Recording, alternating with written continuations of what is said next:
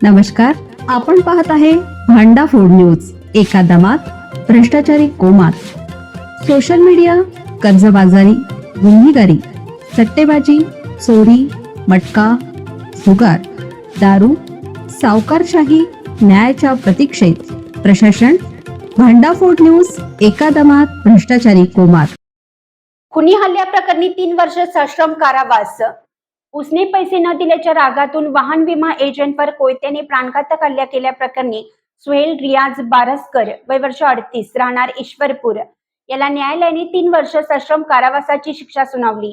अतिरिक्त जिल्हा व सत्र न्यायाधीश अंचला काशीकर यांनी हा निकाल दिला.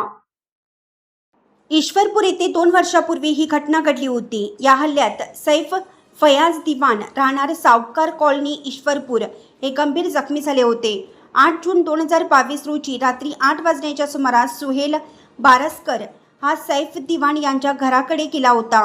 त्याने दिवान यांच्याकडे उसने पैसे मागितले, मात्र त्यांनी पैसे देण्यास नकार दिला.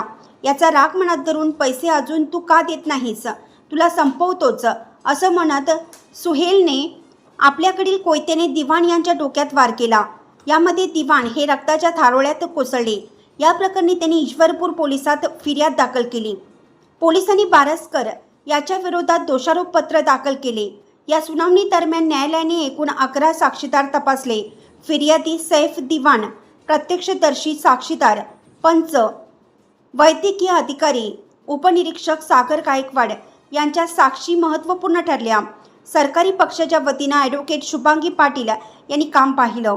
त्यांना सहाय्यक उपनिरीक्षक शरद जाधव, हवालदार उत्तम शिंदे, सुनील पाटील, प्रमोद आपटे आणि संदीप शेट्टे यांनी सहकार्य केलं.